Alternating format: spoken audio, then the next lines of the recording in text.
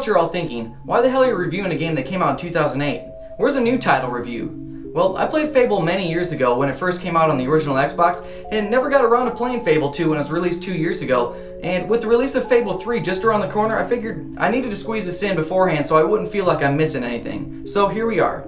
If you haven't played this title by now, you can pick up the Platinum Edition for only $20 new, and that includes both downloadable content, so it's pretty cheap. Released back in 2008 by Lionhead Studios and Microsoft Game Studios, here's Fable 2.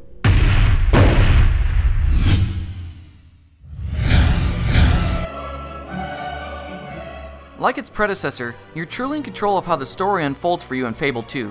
While there's an overall story arc, how you get there is up to you. You begin the game as a child, living on the streets of the great city Bowerstone. A traveling merchant comes into town offering a magical musical box, capable of granting its owner a single wish. A strange gypsy shows up and suggests that you scrounge up 5 gold to purchase it, so you set off on various tasks that of course you can complete in different ways to determine your initial alignment, be it good or evil. Upon gathering the device and making a wish, something significant happens that essentially discloses that you're one of 4 heroes, and the game fast forwards 10 years or so, and now you're living under the guidance of that gypsy. She reveals that the overall villain of the game needs to be stopped, and that you must save the other heroes from getting obliterated and join forces to destroy him.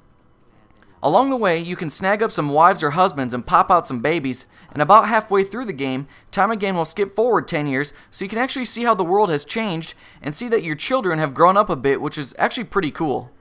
The ending of the game is actually not challenging at all, but it's pretty creative and forces you to make a significant choice that will affect how the remainder of the story will play out. I thought that the story was a lot more involved than the original, and it kept me interested in what was going to happen next throughout the entire adventure. It's not the most interesting story in gaming, but it's good enough to keep you playing the game. Albion shattered. Centuries of civilization were wiped out in moments. Its people...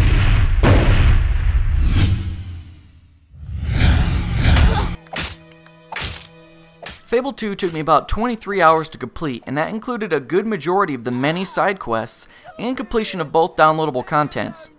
The game world is pretty massive, so luckily there's an instant travel system implemented that allows you to get from point A to point B pretty quickly. There's also tons of hidden things to find and unlock, including outfits, dungeons, and quests. If you're a completionist or just love becoming fully immersed in a massive role-playing world, you could spend significantly more time with this game because of this. On top of that, once you complete the game, you can actually continue to play, as additional quests open up for you. There's also a pretty decent multiplayer section built in, but I didn't test this feature. Essentially, on a single console, a second player can join into your game with a predefined henchman character, and they can assist you in your quests. You can also enable a feature called Orbs that show other players around the world as floating orbs in your game, allowing you to actually connect to them via Xbox Live and join into their games. This is one of those games that constantly accesses lots of data on the disc the entire time you play, and if you don't install the game on your hard drive, the game and especially the menu systems get pretty clunky. Now, you can't initially define what your character looks like beyond simply selecting their sex, but you can give them new hairstyles, facial hair, and tattoos throughout the game, but more importantly, how you play the game will determine what your character looks like. As you get stronger and more skilled, your character will get taller and more muscular, and if you play evil, you could grow horns and get pale, or if you play as good, you become tan and flawless. One thing I found particularly annoying though, was that it's so easy to become fat. If you're in combat and you don't have healing potions, you'll have to eat some food, and if said food is anything but celery sticks, you become a huge fat ass instantly.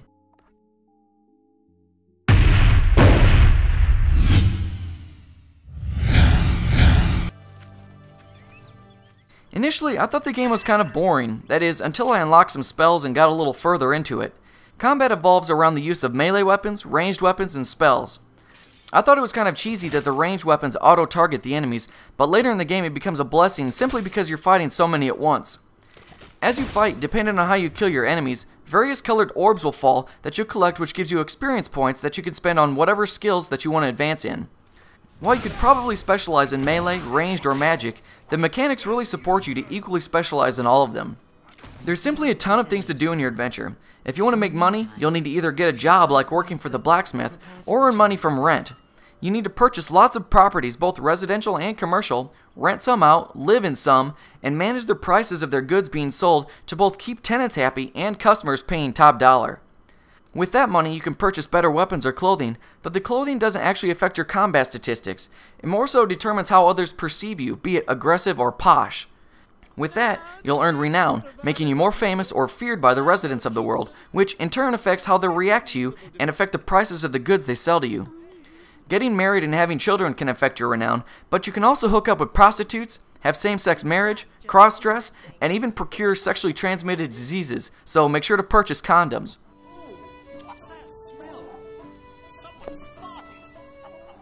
Finally, you have a trusty sidekick dog that will join you right from the start of the game. You could teach your dog to do tricks to impress people, play with him, and even have him fight for you in search for buried treasure.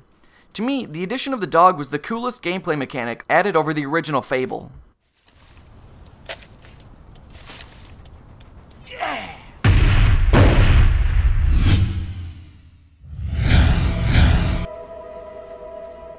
Throughout your adventure, you'll travel across a wide variety of environments, with the dreary browns and grays to lush, beautiful fields of flowers. There aren't too many cutscenes in the game, but the graphics otherwise aren't really all that great. I mean, they're pretty average for a 2-year-old game, but it certainly is not worthy of any praise. When there are a lot of characters on the screen, primarily in combat, there's also a lot of slow frame rate issues you'll run into. The voice acting in the game is pretty decent though.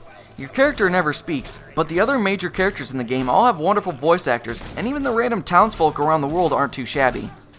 The game's soundtrack is good at times, but for the most part, it was too quiet. Lots of the time there isn't any music at all, which I found pretty odd. Overall, the presentation is on par for a game developed in 2008, but playing it for the first time in 2010, I wasn't overly wowed or anything, it's just pretty mediocre.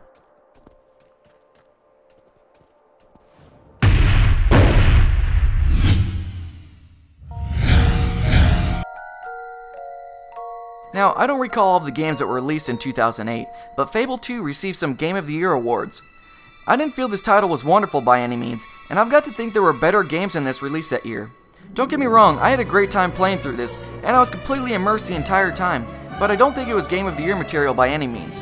Nonetheless, if you haven't played this yet, and are thinking about playing Fable 3 later this fall, it's a great game to add to your collection for only $20, and it's bound to give you lots of entertaining gameplay. What do you think? Was this a great game, and are you excited for Fable 3? Leave your questions and comments below. Check out the full write-up, screenshots, and gameplay footage over at ZeitgeistGameReview.com.